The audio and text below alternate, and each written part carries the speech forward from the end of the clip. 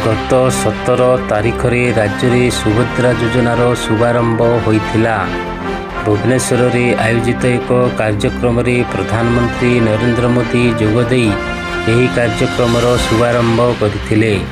ଏହି ଯୋଜନାରେ ସରକାର ପ୍ରତିବର୍ଷ 2ଟି କିସ୍ତିରେ 1 କୋଟି ଯୋଗ୍ୟ ମହିଳାଙ୍କୁ 10,000 ଟଙ୍କା ଲେଖାଏଁ ଦେବେ। ଏହିପରି 5 ବର୍ଷରେ ମହିଳାମାନଙ୍କୁ 50,000 ଟଙ୍କା ଦେବେ।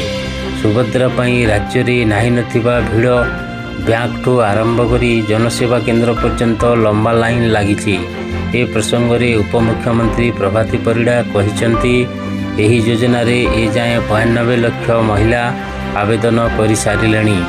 ଆଉ ସପ୍ତାହ ଭିତରେ 1 କୋଟି ଆବେଦନ ଆସିଯିବ। 1 କୋଟି ମହିଳାଙ୍କୁ ନିଶ୍ଚିତ ଟଙ୍କା ମିଳିବ। କିଏ ଆଗ ଓ କିଏ ପରେ ପାଉଛି, କିନ୍ତୁ ସମସ୍ତେ ନିଶ୍ଚିତ ପାଇବେ। ସମସ୍ତଙ୍କୁ ଟିକେ ଧୈର୍ଯ୍ୟ ରଖିବାକୁ ହେବ ବୋଲି କହିଛନ୍ତି। ସେ କହିଛନ୍ତି, KYC ପାଇଁ ଟିକେ ସମୟ ଲାଗୁଛି। 25,11,000 ମହିଳାଙ୍କୁ ପ୍ରଥମ କିସ୍ତି ଟଙ୍କା ଦେଇସାରିଛୁଁ। ଆସନ୍ତା ମାର୍ଚ୍ଚ 8 ପୂର୍ବରୁ ସମସ୍ତ ହିତାଧିକାରୀଙ୍କୁ ପ୍ରଥମ କିସ୍ତି ଟଙ୍କା ଦିଆଯିବ। କିନ୍ତୁ ଦ୍ୱିତୀୟ କିସ୍ତି ଟଙ୍କା ଏକକାଳୀନ ସମସ୍ତ 1 କୋଟି ହିତାଧିକାରୀଙ୍କୁ ଦିଆଯିବ। ଆସନ୍ତା ମାର୍ଚ୍ଚ 8ରେ ମହିଳା ଦିବସରେ ଦ୍ୱିତୀୟ କିସ୍ତି ଟଙ୍କା ପ୍ରଦାନ କରାଯିବ ବୋଲି ପ୍ରଭାତୀ ପରିଡ଼ା କହିଛନ୍ତି।